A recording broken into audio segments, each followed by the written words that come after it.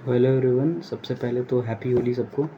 और आज मैं अभी होली से लेके मतलब बोर्ड एग्ज़ाम के एंड होने से होली तक थोड़ा रेस्ट पे था, और उसके बाद मैं जेई मेंस की तैयारी करूँगा फुल टाइम।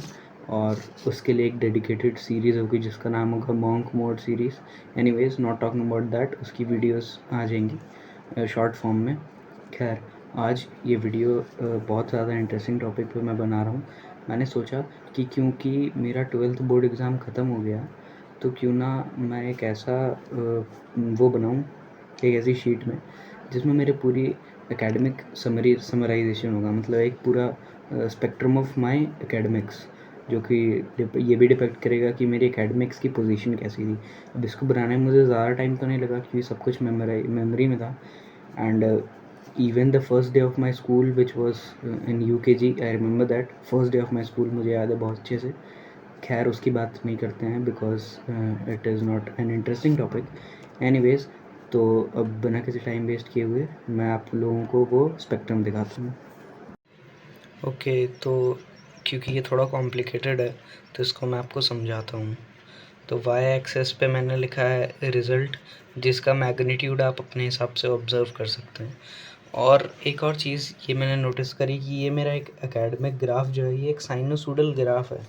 और इसके साथ मैं आपको ये बता दूं कि आप जो भी वैल्यूज़ इसमें से डिपेक्ट करेंगे वो y equals to mod x के फॉर्म में कीजिएगा, क्योंकि जो मैंने नेगेटिव y एक्सिस में रखा है ना, उसको भी आप पॉजिटिव मान के चलिएगा। तो ठीक है, अब स्टार्ट करते हैं। हालांकि मैंने इसके हिसाब से ग्राफ गलत बनाया है, इसके हिसाब से अगर होता तो इसको भी मुझे ऊपर करना चाहिए था, पर ये ज़्यादा बेहतर और ज़्यादा स्पेशियस लग रहा था। अब स्टार्ट करते हैं। तो जब मैंने अपनी पहली पढ़ाई यूकेजी से स्टार्ट की थी। मैंने प्री प्राइमरी और एलकेजी जैसा कोई काम नहीं किया। खैर, तो यूकेजी और फर्स्ट यूकेजी में मैं बिल्कुल स्टार्ट ही किया था, तो एकेडमिक्स की क्या ही बात करें। पर जब मैं फर्स्ट स्टैंडर्ड में पहुंचा तो मेरी एकेडमिक्स पीक पे थी। मतलब उस टाइम तो सब मतलब ऐसा था कि टीचर्स भी बहुत ज़्यादा पसंद करते थे और मार्क्स भी मेरे सबसे ज़्यादा आते थे। और ये टाइमलाइन जो है ये बात है Saint Paul senior secondary school, जो कि था गुलाबपुरा, विजयनगर डिस्ट्रिक्ट, राजस्थान में। ठीक है, अब इसके बाद मेरे पापा का ट्रांसफ़र हो गया तो हम लोग आ गए रांची। रांची में ही मेरा घर है और सारे कज़न्स दयानंद एंग्लो वैदिक यानी कि डीएवी नाम के स्कूल में पढ़ते थे, तो मेरा भी एडमिशन उसी स्कूल में करा दिया गया।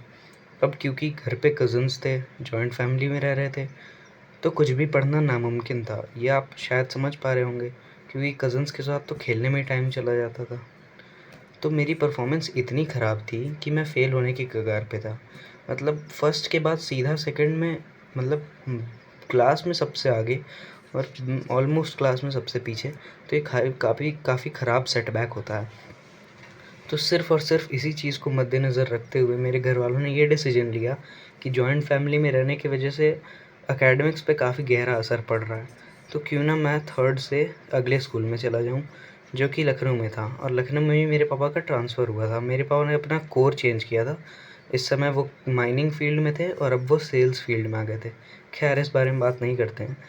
तो जब मैं आया तो मैंने स्टार्ट की अपनी पढ़ाई थर्ड क्लास से फिर से शिवानी पब्लिक स्कूल नाम के एक स्कूल से, जो कि लखनऊ में है।